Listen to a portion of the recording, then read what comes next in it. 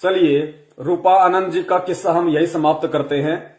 और इन्होंने कितना सच बोला, कितना झूठ बोला, और जितना इन्होंने सच बोला उस सच के आधार से वो कल्कि अवतार कौन है, वो महापुरुष कौन है, वो संत कौन है, वो तारणहार मुक्तिदाता जगत गुरु कौन है, ये देखने वाले अपने आप निर्णय कर लेंगे। अगले भविष्य वक्ता की तरफ हम बढ़ते हैं, जो बहुत ही जाने माने हैं। अखंड भारतवर्ष नाम के यूट्यूब चैनल पे जिनकी बहुत सारी भविष्यवाणियां हैं, जिनको गुरु माता श्रवण बाला के नाम से जाना जाता है। तो माता जी क्या अपने भविष्यवाणियों में कह रही है, क्या जिक्र कर रही हैं, आप जी भी थोड़ा ध्यान से सुनिए। और फिर माता जी की भविष्यवाणियों के आधार से परमपिता परमेश्वर सतगुरु रामपाल जी महाराज जी के द्वारा बख्शिश बुद्धि से, तत्व ज्ञान आधार से साथ साथ विश्लेषण भी करते रहेंगे।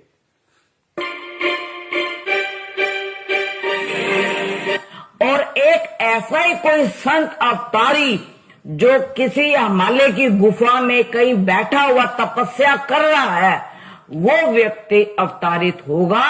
वो ऐसा ही कोई महापुरुष दिव्य शक्ति अवतारी जो हिमालय की गुफाओं में बैठा हुआ तपस्या कर रहा है, वो प्रकट होगा। अब इनको हिसार जेल हिमालय की गुफा दिखाई दे रही है, क्योंकि ये लोग स्पष्ट नहीं देख सकते, क्योंकि गुरुदेव, क्योंकि जेल क्या होती है, जेल कैसी होती है, और जेल एक गुप्त स्थान होता है।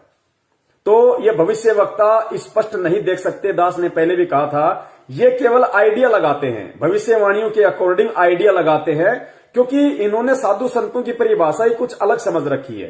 क्योंकि हम लोगों ने बचपन से पढ़ा री से ऋषि, री से ऋषि। अब जो ऋषि की जो फोटो हमारी पुस्तकों में बचपन से हमने देखी, वो दाढ़ी, मुंह, जटा, भगवा वस्त्र, गले में कंठी माला, तो हमारी जो साधु संतों के प्रति हमारी जो धारणा है, वो सोच है, वो सेम टू सेम वैसी ही बन गई कि अगर कोई संत होगा, महात्मा होगा, कोई साधु होगा, तो वो ऐसा ही होगा जिसके बाल होंगे, जटा होंगे, वो तपस्या करता होगा। तो उस आधार से ये इनकी अपनी सोच है कि वो हिमालय की गुफा में बैठ के तपस्या कर रहा होगा, जो अब प्रकट होगा। लेकिन ये तो आप और हमें पता है कि हिमालय की गुफा हिसार जेल नंबर 2 है, जिसको ये हिमालय की गुफा कह रही है। सुनिए।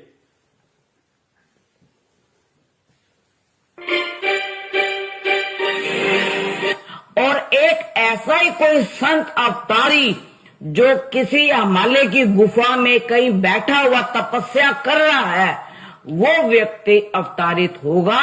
वो आप पे हाथ रखे, मेरे पे हाथ रखे, किस पे, कहते हैं संत अपने शिष्य को खुद ढूंढता है। शिष्य कभी नहीं ढूंढ सकता अपने गुरु को। गुरु को मालूम होता है कि ये मेरा शिष्य बनने के लायक है। तो इसी प्रकार से मैं आपको बता रही हूं कि ऐसा संत पुरुष अवतारी होगा, क्योंकि शनि जो है सन्यासी है और ये अपनी राशि पे आ रहा है। ये आने वाले सालों के अंदर ऐसे सत पुरुष को हमारे सामने खड़ा करेगा। ऐसे सत्य पुरुष को देखो, परमात्मा ये शब्द भी इनके मुख से निकलवा रहे हैं। सत्य पुरुष कभी तपस्या नहीं करता। ये जो तप है, जो ब्रह्मा जी के कारण लोकवेद में आया है, और परमात्मा कहते हैं कि जो आदमी तप करता है, तपस्या करता है, गुफाओं में, कंदराओं में, अपने शरीर को जो आदमी तप करके कष्ट देता है, भक्ति विधान शास्त्र क्या कहते हैं, तप से राज राज मदमानम जन्म तीसरे शुक्र समानम। तप करने वाला व्यक्ति तप की कमाई से राजा बनता है। राजा बनके वो इतने कुकर्म, इतने पापकर्म कमाता है, क्योंकि जैसे देश का राजा है, देश का राजा बन गया मतलब देश की सुरक्षा और रक्षा की गारंटी उसके हाथ में। तो देश में तो जानवर भी आते हैं, देश में इंसान भी आते हैं, और राजा का धर्म होता है सबकी रक्षा सुरक्षा करना। अब इस देश में कितने कत्ल खाने, एक साल में 7200 करोड़ पृथ्वी लोक पे रहने वाले जीवों की हत्या, और 72 अरब समुद्र में रहने वाले जीवों को काटा जाता है हिंदुस्तान में प्रतिवर्ष। तो वो पाप किसके सिर पे चढ़ रहा है? उस राजा के सिर पे।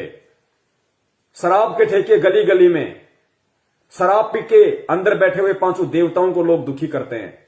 शराब पी के फिर पत्नी की पिटाई करता है, लोगों की हत्या कर देता है। वो पाप कर्म किसके सिर पे?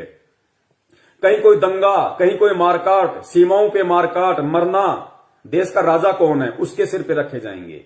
तो कहते हैं तब से राज राज मदमानम, राजा पद प्राप्त करके फिर मद में मस्त हो जाता है, अच्छे बुरे का वो निर्णय नहीं कर पाता।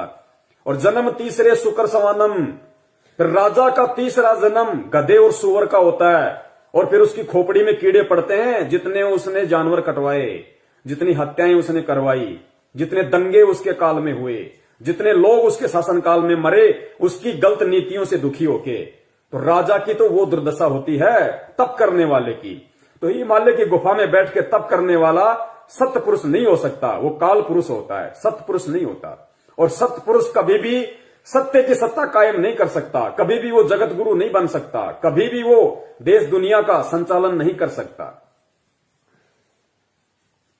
क्योंकि शनि जो है सन्यासी है और ये अपनी राशि पे आ रहा है।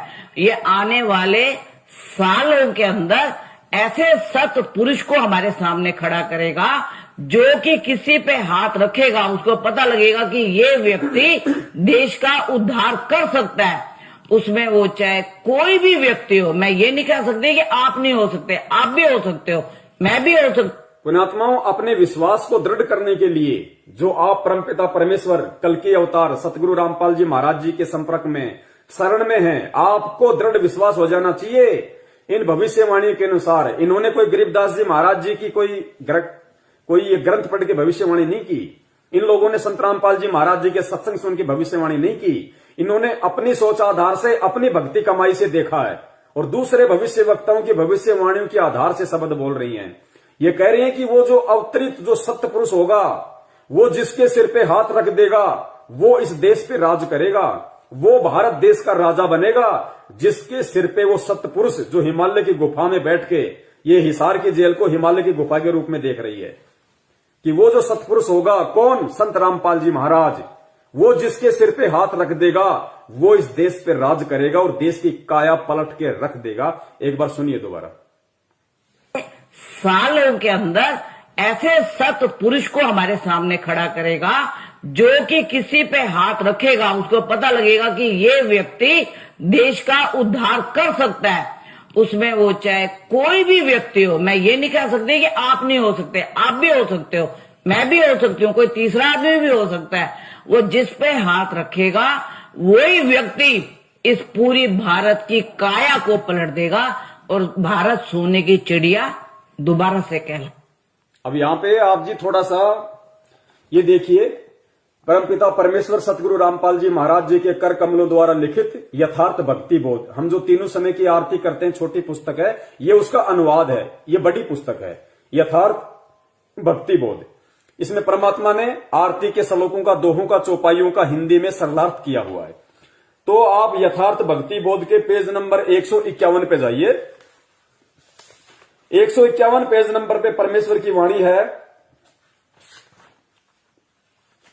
पेज नंबर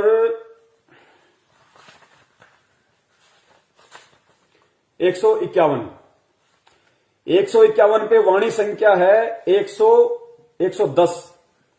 और परमात्मा ने क्या लिखा है संत रामपाल जी महाराज जी ने यहां पे? साहेब तख्त कबीर खवासा, दिल्ली मंडल लीजे वासा। कि साहेब तख्त कबीर खवासा, अपने आप को भगवान ना कह के परम पूज्य सतगुरु रामपाल जी महाराज जी ने उस साहेब के तख्त का खवास, सतलोक में जो साहेब बैठे हैं कबीर जी, उस तख्त का जो नौकर होगा वो दिल्ली मंडल में आएगा, यहां पे प्रकट होगा कि साहेब तख्त कबीर खवासा, दिल्ली मंडल लीजे वासा। तो जो रोहतक है, सोनीपत है, ये सब दिल्ली मंडल के अंदर आते हैं। तो परमेश्वर दिल्ली मंडल में आए, गांव धनाना, जिला सोनीपत में। साहेब तख्त कबीर खवासा, दिल्ली मंडल लीजे वासा। आए खुद कबीर परमेश्वर है, लेकिन गुरुदेव अपने आप को छुपाते हुए कह रहे हैं। फिर आगे कहा सतगुरु दिल्ली मंडल आईसी। सतगुरु कौन? सतगुरु की भूमिका तो कबीर परमेश्वर निभाता है। तो यहां फिर इन्होंने स्पष्ट कर दिया कि सतगुरु दिल्ली मंडल आईसी, सतगुरु दिल्ली मंडल में, दिल्ली क्षेत्र में आएंगे। तो वो हरियाणा तो अब बना है, उससे पहले वो दिल्ली मंडल था, हरियाणा पूरा। सूती धरनी सूम जमाईसी, जो धरती सूती धरनी सूम जमाईसी का यहां पे परमात्मा ने अर्थ लिखा है कि इस पृथ्वी पे जो कंजूस हो चुके हैं उनको परमात्मा ज्ञान देके जगाएगा, उनसे दान करवाएगा। फिर आगे लिखा है काग भूषण छत्तर के आगे, गंधर्व करत चलत है राग। यानी काग भूषण की जो आत्मा होगी वो उस समय दिल्ली क्षेत्र में जन्म लेगी और परमात्मा के वो विशेष निकट रहेगी। गंधर्व करत चलत है रागे, और जो यक्ष किन्नर गंधर्व जो अच्छी आत्माएं वो भी परमात्मा की महिमाओं का गुणगान करेंगे, जैसे आप और हम सभी सत्सेवक भाई बहन कर रहे हैं। और अब इसके पेज नंबर 154 पे आइए। पेज नंबर 154 पे देखिए, परमात्मा ने वाणी संख्या 123 पढ़िए। दिल्ली के तकत छत्र फेर भी फिराई सी, खेलत गुप्तार सैन भंजन सब फोकट फैन। आगे देखिए, मैयल राजवाला पुरुष सतगुरु दिखलाई सी। मैयल राजवाला पुरुष सतगुरु दिखलाई सी, यानी वो जो पुरुष होगा, पुरुष कौन? कबीर परमेश्वर, जो सतगुरु रूप में होगा, पुरुष सतगुरु दिखलाई सी। किसको दिखलाई सी? मैयल राजवाला। मैयल राजवाला का मतलब जो राजकाज करने में परिपूर्ण होगा, जिसको राजकाज का ज्ञान होगा, जो भारत देश पे राज करेगा, उस राजा का राज तिलक कौन करेगा? पुरुष सतगुरु दिखलाई सी, जो दिल्ली मंडल में आएगा। सतगुरु रामपाल जी महाराज जी होंगे, जो भारत देश का प्रधानमंत्री बनने के लायक होगा, उस पुरुष का राज तिलक सतगुरु रामपाल जी महाराज जी करेंगे। वो बताएंगे कि ये व्यक्ति देश का शासन करने के लायक है। और नरेंद्र मोदी इस भारत देश के अंतिम प्रधानमंत्री हैं। उनके बाद में बहुत जल्दी परम पूज्य सतगुरु रामपाल जी महाराज जी उस व्यक्ति का राज तिलक करेंगे, जो व्यक्ति देश की बागडोर को संभालने में सक्षम होगा। और नरेंद्र मोदी जी और परम पूज्य सतगुरु रामपाल जी महाराज जी के द्वारा उस व्यक्ति का राज तिलक करना, इस बीच में बहुत भयंकर विनाश होना है, बहुत भयंकर तबाही आनी है। जिस विनाश की बातें भविष्यवाणियों में की गई हैं, जिस तांडव की भविष्यवाणियां की गई हैं कि 15-15 कोस पे आदमी दिखाई नहीं देगा। आज जो 15-15 मंजिलें जो लोग रह रहे हैं, बिल्डिंगें बना रखी हैं, कोई रहने वाला नहीं मिलेगा। जो भगत सोचते हैं मैं मकान बनाऊं, खाली पड़े रहेंगे। खाली 50-50 हजार एकड़ के मालिक बन जाना, उस समय कोई नहीं पूछेगा, कुत्ता नहीं रहेगा। वो प्लाट खाली पड़े रहेंगे, वो मकान खाली पड़े रहेंगे, खूब रहना फिर उन 10-10 मंजिलों में। तो मोदी जी के हटने से पहले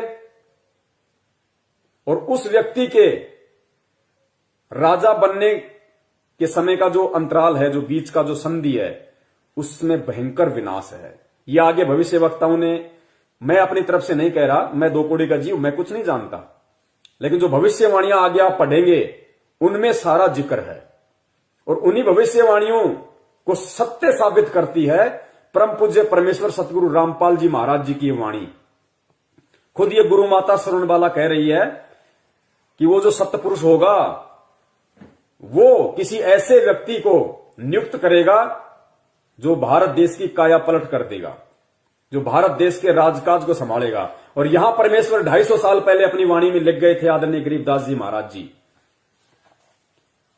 कि दिल्ली के तकत छत्र फेर भी फिराई सी, खेलत गुप्तार सैन भंजन सब फोकट फैन। ये गुप्त संकेत बताया परमात्मा ने। खेलत गुप्तार सैन यानी संकेत, मैयल राजवाला पुरुष सतगुरु दिखलाई सी। इसका अनुवाद देखिए क्या किया परमात्मा ने। आप लोग पढ़िएगा, जिन जिन के पास ये पुस्तक है, यथार्थ भक्ति बोध, पेज नंबर 154, वाणी संख्या 123। सरलार्थ कहते हैं, भारतवर्ष की राजधानी दिल्ली के तकत अर्थात गद्दी सिंहासन पर बैठेगा, उसके सिर पर पुराने राजा महाराजाओं की तरह छत्र फिरेगा, अर्थात छत्र से शोभा की जाएगी। मैयल माहिर अर्थात राजकाज में निपुण, राजवाला अर्थात राजा बनने वाले पुरुष को सतगुरु दिखलाएगा। परम पूज्य सतगुरु रामपाल जी महाराज जी दिखाएंगे कि कौन व्यक्ति भारत का शासक बनने के लायक है। ये गुप्त खेल संकेत से कहा है, ये संकेत कहा परमात्मा ने। उस सतगुरु के प्रकट होने के पश्चात, देखो ये प्रकट शब्द लिखा है यहां पे, जन्म नहीं जो लोग जन्म दिवस मनाते हैं। उस सतगुरु के प्रकट होने के पश्चात, सतगुरु कौन है पृथ्वी पे? संत रामपाल जी महाराज। सब फोकट अर्थात व्यर्थ फैन आदि महिमा किसी अन्य की बताई वह भंजन यानी समाप्त हो जाएगी। जो लोग कह रहे हैं कि नरेंद्र मोदी देश को विश्व गुरु बनाएगा, जगत गुरु बनाएगा, गुरुजी कह रहे हैं महिमा किसी और की, ये सब फोकट की बातें सब धरी की धरी रह जाएंगी जब वो सतगुरु प्रकट होगा। आगे चलते हैं भविष्यवाणी पे। सकता है वो जिस पे हाथ रखेगा वही व्यक्ति इस पूरी भारत की काया को पलट देगा और भारत सोने की चिड़िया दोबारा से कहलाएगा। आगे दूसरी भविष्यवाणी में गुरु माता जी क्या कह रही हैं वो भी सुनिए। इसी में एक विरोधाभास ये भी हो रहा है कि हमारे पास कल्कि अवतार को लेकर के बहुत सारे दर्शकों के फोन आते हैं। महाराष्ट्र से फोन आए, मतलब पूरे देश से फोन आ रहे हैं और वो स्वयं को कल्कि अवतार बता रहे हैं। तो इस तरह की चीजों से भी दर्शक बहुत ही भ्रमित हो रहे हैं। आपको क्या लगता है कि जो कल्कि अवतार होगा वो फोन करके बोलेगा कि मैं कल्कि बोल रहा हूँ? आगे गुरु माता जी से एक व्यक्ति सवाल कर रहा है कि हमारे पास में जब हम YouTube चैनलों पे आप लोगों की भविष्यवाणियां डालते हैं तो हमारे पास में पूरे देश भर से फोन आते हैं और वो लोग पूछते हैं कि भाई कल्कि अवतार कौन होगा। सब लोग कहते हैं कि वो कल्कि आ गया, आ चुका है, जन्म ले चुका है, वो प्रकट हो चुका है, अपना काम शुरू कर चुका है, लेकिन वो है कौन, कहां है, हम उसकी कैसे पहचान करें। और बहुत सारे लोग ये कहते हैं कि मैं ही कल्कि हूं, वो अपने आप को ही वो कल्कि बता रहे हैं कि हम कल्कि हैं, हमारे को पूजो, हमारे को मानो। तो लोग कहते हैं कि हम किस पे विश्वास करें।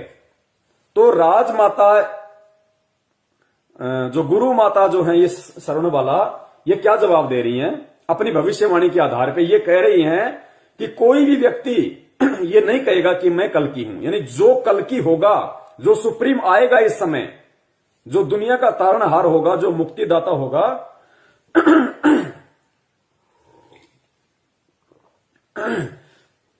वो खुद नहीं कहेगा कि मैं कल्कि हूं, मैं जगत का तारणहार हूं, मैं सुप्रीम हूं। तो फिर कौन कहेगा? तो गुरु माता कह रही हैं कि उसके जो समर्थक होंगे, उसके जो फॉलोवर्स होंगे, वो उनको कल्कि साबित करेंगे, वो उनको सुप्रीम साबित करेंगे। वो खुद नहीं कहेंगे कि मैं कल्कि हूं, लेकिन उनके फॉलोवर्स, उनकी टीम, उनके अनुयायी वो ये साबित करेंगे, वो ये देश दुनिया को बताएंगे कि कल्कि कौन है, सुप्रीम कौन है। ध्यान से सुनिए एक बार।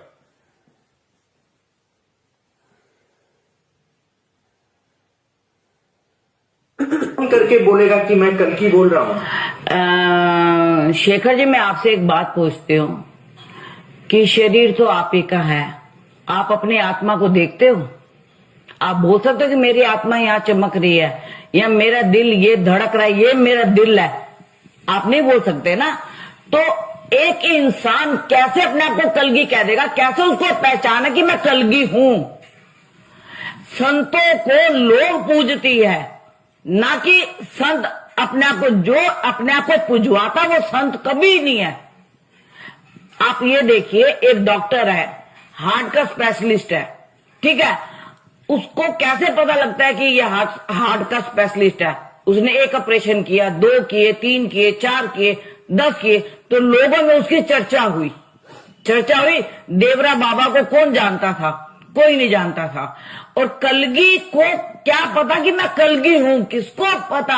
हिरणी को पता था कि मेरे अंदर कस्तूरी है, वो बाहर घूमती है, बाहर घूम घूम के खुशबू को ढूंढती है। उसको यही नहीं पता होता कि मेरे अंदर ही तो खुशबू है, कस्तूरी तो मेरे अंदर ही है। जिस दिन इंसान को ये पता लग जाता ना कि मैं मतलब कुछ हूं, या मैं अपनी आत्मा और परमात्मा को जान गया, तो उसका दुनिया से मोह खत्म हो जाता है। तो जो ऐसा कल्कि पुरुष होगा ना, आएंगे तो कल्कि महाराज आएंगे और उन्होंने इस दुनिया को बदलना है।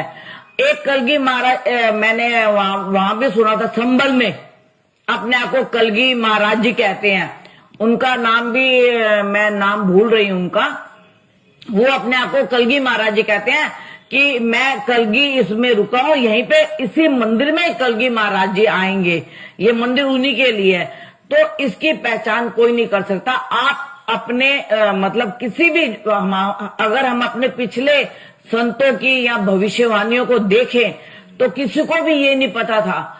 आप देखो, करोली बाबा को मालूम था कि मैं इतना बड़ा, नीम करोली बाबा को, कि मैं इतना बड़ा संत हूं, मैं या इतना बड़ा महात्मा हूं, या मैं इतना। लोगों ने उनको बनाया, लोगों ने उनका दरबार सजाया, लोगों ने सजाया। आज भी लोग वहां पे जाते हैं नीम करोली सरकार के दरबार में, तो उनके आज भी एप्पल की कंपनी का नाम उन्होंने, वो जो एप्पल को एक सेब दिया और उसका आपने देखा उसका निशान, तो उनको लोगों ने नाम दिया, ना कि उन्होंने खुद अपने आप को भगवान माना। उन्होंने अपने आप को भगवान कभी नहीं कहा, लोगों ने उनको माना। और इसी प्रकार कलगी, और ठीक इसी प्रकार वो कल्कि भी, वो सुप्रीम पावर, वो तारणहार, वो मुक्तिदाता अपने आप को मुक्तिदाता नहीं कहेगा, अपने आप को तारणहार नहीं कहेगा, अपने आप को भगवान नहीं कहेगा, अपने आप को कबीर नहीं कहेगा। उसको कौन साबित करेंगे, कौन बताएंगे? उसी के दिए ज्ञान आधार से, उसी की पावर से उसके फॉलोअर्स, उसके सेवक। तो दो प्रकार के फॉलोअर्स हैं। एक तो सतलोक आश्रम मैनेजमेंट हरियाणा वाले, जो उनका जन्मदिन मना के और बोध दिवस मना के उनको अपनी ही कैटेगरी में खड़ा कर चुके हैं, अपने जैसा 2 कौड़ी का जीव मान चुके हैं। और दूसरे प्रकार के वो हैं जिनके विषय में भविष्यवाणियां हो रखी हैं कि एक टीम उनके साथ साथ काम में जुट गई है। तो किसने परमपिता परमेश्वर सतगुरु रामपाल जी महाराज जी का सन 2019 से, यानी 8 सितंबर 2019 से उनका प्रगट दिवस मनाना शुरू किया? केवल सत्सेवकों ने। किन्होंने उनका बोध दिवस नहीं मनाया? क्योंकि बोध दिवस उनका मनाया जाता है जिनको कोई ज्ञान करवाता है, जबकि वो सुप्रीम, वो कल्कि, वो तारणहार, वो जगत गुरु जो पूरी दुनिया को ज्ञान कराता है, उसको कौन ज्ञान करा देगा? तो बोध दिवस अगर किसी ने नहीं मनाया तो वो भी सत्सेवक हैं। तो यहां जो बातें हो रही हैं गुरु माता श्रवणबाला के अनुसार कि उनके जो अनुयायी होंगे, जो फॉलोवर्स होंगे, वही उनको परमेश्वर का नाम देंगे, वही उनको भगवान साबित करेंगे, वही उनको भगवान बताएंगे, वही उनको पूजेंगे और दुनिया से पुजवाएंगे। तो ये परमपिता परमेश्वर सतगुरु रामपाल जी महाराज जी की आप और हम सभी सत्सेवकों पे विशेष दया है। आप अपने आप को सामान्य आत्मा ना समझिए। आप इस 7.5 अरब खरब की जनसंख्या में से परमेश्वर के हीरे मोती लाल हैं, जिनके विषय में परमात्मा बताते हैं कि गोता मारू सुर्ग में जा बैठूं पाताल, गरीब दास में ढूंढता फिरूं अपने हीरे मोती लाल। आप सत्सेवक हैं, वो हीरे मोती लाल। उन्होंने खुद अपने आप को भगवान माना। उन्होंने अपने आप को भगवान कभी नहीं कहा, लोगों ने उनको माना। और इसी प्रकार कलगी महाराज जी भी आएंगे और वो ये नहीं बोलेंगे ना कलगी महाराज, उनको लोग बोलेंगे। लोग क्यों बोलेंगे? जब उनके काम देखेंगे, उनके नाम को देखेंगे, उनकी भविष्यवाणी को देखेंगे। और ऐसे व्यक्ति को ना भूख लगती है, ना प्यास लगती है, ना नींद आती है, ना थकावट होती है। तो जो संत होते हैं, जो हमारी आत्मा होती है, हम लोग जाते हैं सो, लेकिन दिल फिर भी धड़कता है, आत्मा फिर भी जागती है।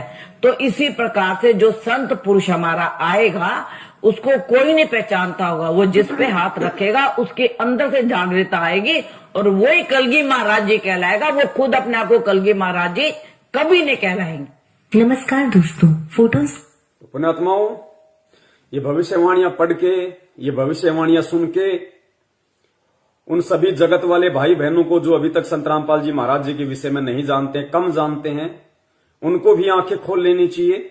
यूट्यूब पे उनके सत्संगों को सर्च करें और ज्ञान की गहराई में जाएं। परमपिता परमेश्वर से अरदास करें, प्रार्थना करें।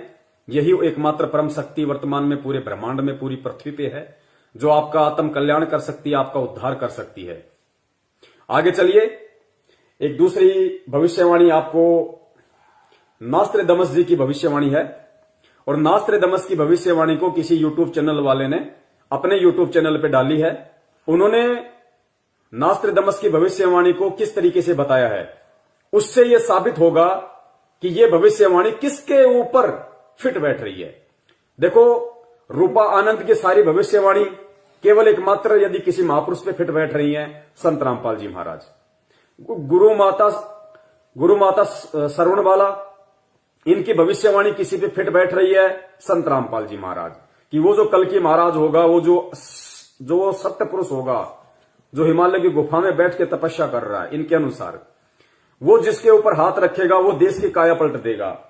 तो इस पुस्तक में परमेश्वर ने इस माता जी के जन्म से पहले ही लिख दिया, आदरणीय गरीबदास जी महाराज जी ने सन 1727 में, कि मैयल राजबाला पुरुष सतगुरु दिखलाए सी। और उसका अनुवाद भी कर दिया कि दिल्ली की गद्दी पे जो राजा बैठेगा, जो राजकाज करने में निपुण होगा, वो सतगुरु उसका रास्ते लग करेगा। संत रामपाल जी महाराज जी उसका रास्ते लग करेंगे। तो गुरु माता की भविष्यवाणी 101% गुरुदेव पे फिट बैठ रही है। इसके अलावा इस पृथ्वी पे ऐसा कोई संत महात्मा नहीं है जिसके ऊपर फिट बैठे। क्यों? क्योंकि हाथी के कपड़े तो हाथी पे ही फिट बैठेंगे, झोटे पे या गधे पे नहीं बैठेंगे। और बैठाने की कोई कोशिश करेगा तो अपना मजाक बनाएगा। आगे सुनिए इस भविष्यवाणी को, और इस भविष्यवाणी के अनुसार उस संत की क्या पहचान होगी वो भी देखिए, किसके ऊपर फिट बैठेगी। कहलाएंगे। नमस्कार दोस्तों, फोटोज थॉट डिकोडेड में आपका स्वागत है। कल की अवतार श्रृंखला में ये तीसरा वीडियो है और आज के वीडियो में हम नास्तिदमस के द्वारा की गई उन भविष्यवाणियों की चर्चा करेंगे जिसमें कि उन्होंने कुछ ऐसे संकेत दिए हैं कि जब भी मुक्तिदाता या शायरन सैलिन का प्रादुर्भाव होगा उस समय किस तरह की परिस्थिति। ये बहन अपने वीडियो में नास्तिदमस की भविष्यवाणी का जिक्र करते हुए कह रही है कि उस संत की पहचान करने के लिए हमारे पास क्या आधार, हम कैसे पहचाने। तो नास्तिदमस ने उस संत की पहचान का तरीका बताया है कि जब उस संत का प्रादुर्भाव होगा, उस कल्कि अवतार का प्रादुर्भाव का मतलब है जब उसके बुरे समय का दौर शुरू होगा, जब उसका समय बुरा होगा, उस समय क्या परिस्थितियां बनेंगी। और वो संत उस प्रादुर्भाव के समय में, उन विपरीत परिस्थितियों के समय में कहां होगा, किस स्थिति में होगा, ताकि हम उसकी पहचान कर सके। ध्यान से सुनिए पुण्यात्माओं, इतना दृढ़ता और इतना विश्वास आप और हमारे को अपने पूज्य गुरुदेव जी पे हो जाना चाहिए। दुनिया में कोई दूसरा पुरुष है नहीं जो कि किसी की भी भविष्यवाणी उनके ऊपर फिट बैठ जाए, क्योंकि फिट उसी पे बैठेगी जो हाथी होगा।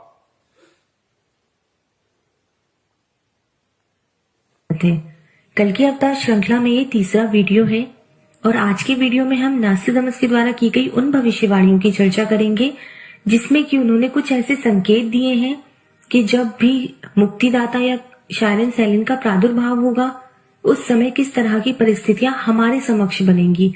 ये सारी परिस्थितियां हमें दिखेंगी, हमें समझ में आएंगी, तो हम जान पाएंगे कि हाँ अब प्रादुर्भाव हुआ है या कौन। ध्यान से सुनना, इसके कहने का मतलब है नास्तिदमस के अनुसार कि जब उस सायरन का प्रादुर्भाव होगा, उस सायरन का जब बुरे दौर का समय चल रहा होगा, तो देश में कैसी परिस्थितियां होंगी, जनता और सरकार के बीच में कैसी परिस्थितियां होंगी। उस समय वो सायरन कहां होगा, कहां बैठा होगा। ध्यान से सुनना, परम पूज्य गुरुदेव रामपाल जी महाराज जी पे और हिसार जेल पे एक्यूरेट फिट बैठ रही है। की परिस्थितियां हमारे समक्ष बनेंगी। जैसे संकेत दिए हैं कि जब भी मुक्तिदाता या शायरन सैलिन का प्रादुर्भाव होगा उस समय किस तरह की परिस्थितियां हमारे समक्ष बनेंगी। ये सारी परिस्थितियां हमें दिखेंगी, हमें समझ में आएंगी, तो हम जान पाएंगे कि हाँ अब प्रादुर्भाव हुआ है या कौन है मुक्तिदाता। सेकेंड प्रोफेसी मैंने ली है सेंचुरी फर्स्ट का quatrain 84। The moon hidden in deep shadows, her brother passes with rusty colour or her brother becomes bright red in color. The great one hidden for a long time under the eclipses, iron will cool in the bloody wound. यहाँ पर जो बात की गई है, यहाँ पर चंद्र ग्रहण और सूर्य ग्रहण की बात की जा रही है, और ऐसे चंद्र ग्रहण और सूर्य ग्रहण जो कि लगातार हो रहे हैं। अगर नास्तिदमस की भविष्यवाणी को समझना है तो एक बात समझना बहुत जरूरी है कि जब भी वो चांद और सूरज की बात करते थे तो उसे जनतंत्र और राजतंत्र मतलब रिपब्लिक और मोनार्की के जनता और सरकार, जनतंत्र और राजतंत्र से जोड़ के देखा जाता था जब भी नास्तिदमस चंद्र ग्रहण और सूर्य ग्रहण की बात करते थे, क्योंकि भविष्यवाणियों में संकेत होते हैं। तो यहाँ पे जनतंत्र और राजतंत्र की बात होगी कि जब उस सायरन शैली का, उस हिंदू धार्मिक नेता का, उस मुक्तिदाता का बुरा समय चल रहा होगा, उस समय देश में कैसी परिस्थितियां बनेंगी और उसके साथ क्या होगा, वो कहां होगा, वो उसकी पहचान होगी।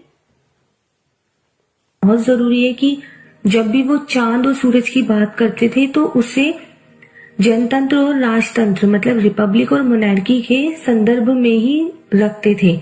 और जब भी वो चांद और सूरज की बात करते थे तो वो वहां पर पॉलिटिकल व्यू होता था उनका, वो हर चीज हिडन रखते थे, एक रहस्यमय तरीके से अपनी प्रोफेसी लिखते थे।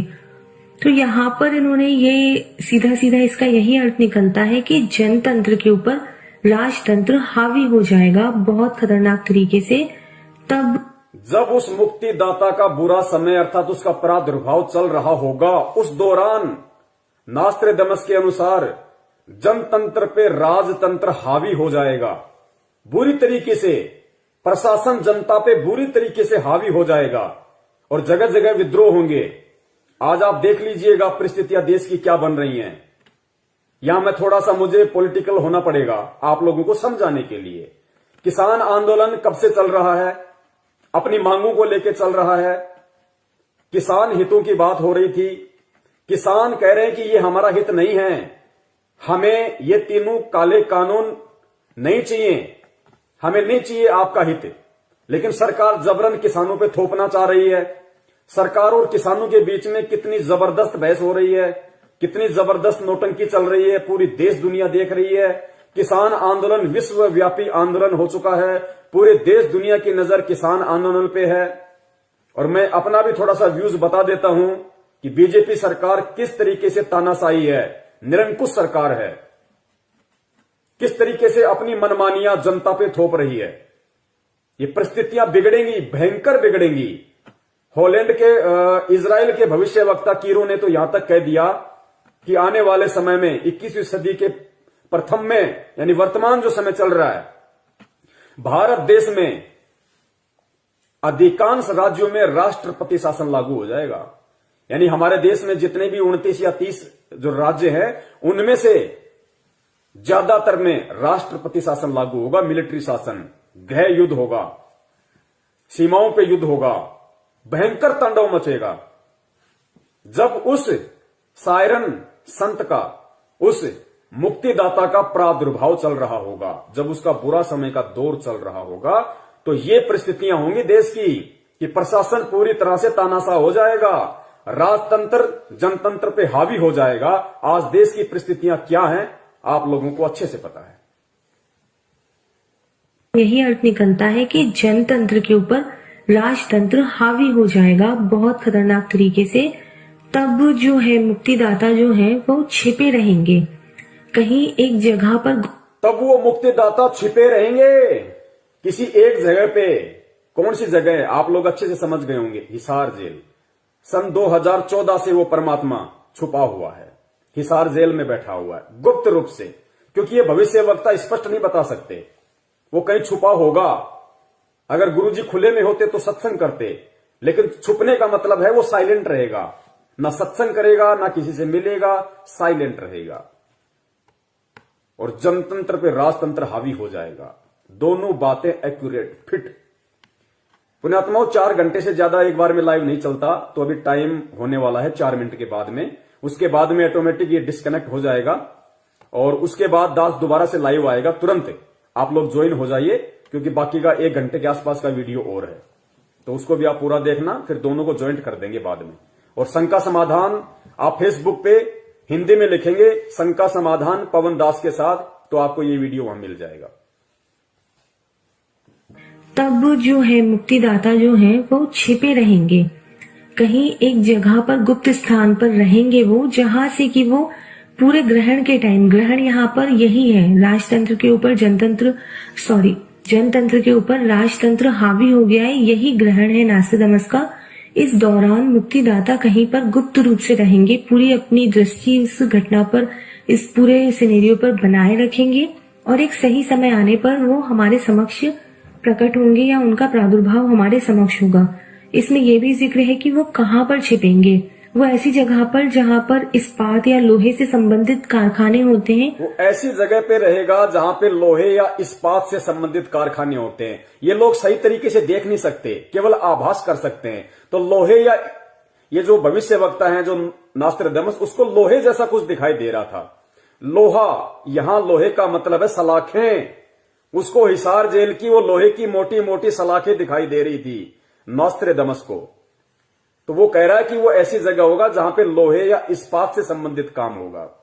तो वो लोहा और इस्पात, क्योंकि जेल के जो दरवाजे होते हैं, जो खिड़कियां होती हैं, वो लोहे के होते हैं, सारा सब कुछ ज्यादातर लोहे का मटेरियल होता है। तो उस समय वो कहां होगा सायरन संत, ऐसी जगह पे जहां पे लोहे या इस्पात से संबंधित कुछ होगा।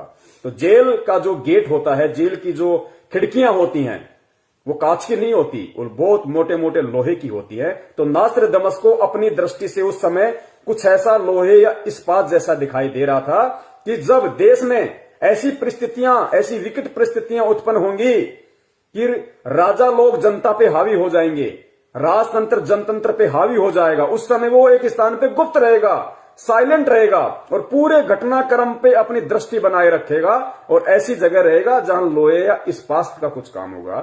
तो जेल के जो दरवाजे होते हैं, खिड़कियां होती हैं, वो लोहे की होती हैं, इस्पात की। और जेल के चारों तरफ जो बाउंड्री होती है पूरी जेल पे, वो नुकीले कंटीले लोहा होता है, वायर होते हैं, कांटेदार वायर होते हैं पूरी जेल के ऊपर। तो उसको उस समय वो लोहे जैसा कुछ दिखाई दे रहा था जो उसने अपनी भविष्यवाणी में लिखा। लेकिन सत्यता उसकी भविष्यवाणी की ये है क्योंकि परमेश्वर बुद्धि अपने उन बच्चों को देंगे जो आज उनकी शरण में है, वही समझ सकते हैं, दूसरा कोई नहीं समझ सकता। तो इस भविष्यवाणी के अनुसार भी, नास्त्रदमस की भविष्यवाणी के अनुसार अगर कोई फिट है, सत्य है, तो परम पूज्य सतगुरु रामपाल जी महाराज जी हैं। और उनके अलावा पूरी पृथ्वी पे कोई सायरन संत नहीं है, कोई मुक्तिदाता नहीं है, कोई तारणहार नहीं, कोई जगत गुरु नहीं, कोई विश्व गुरु नहीं, कोई देश को आगे नहीं पहुंचा सकता, कोई देश को जगत गुरु नहीं बना सकता। केवल परम पूज्य सतगुरु रामपाल जी महाराज जी ही पूरी दुनिया का मुक्तिदाता है। और हर भविष्य वक्ता की भविष्यवाणी 101% केवल उन्हीं के ऊपर खरी उतरेगी दुनिया में, और ऐसा कोई पुरुष, कोई व्यक्ति नहीं है जिसके ऊपर खरी उतरेगी। वीडियो का दूसरा पार्ट देखने के लिए आप जी बने रहिए क्योंकि लाइव का टाइम एंडिंग होने वाला है।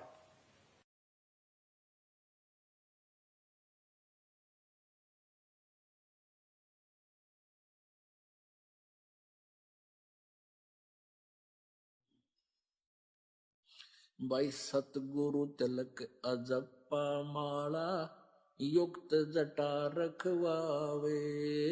सतगुरु तिलक अजप्पा माला युक्त जटा रखवावे। जत को पीन सत का चोला भीतर बेख बनावे। जब कोई राम भगत गत पावे हो जी। जब कोई राम भगत गत पावे हो जी। भाई लोक लाज मर्याद जगत की तरण जो तोड़े बगावे। लोक लाज मर्याद जगत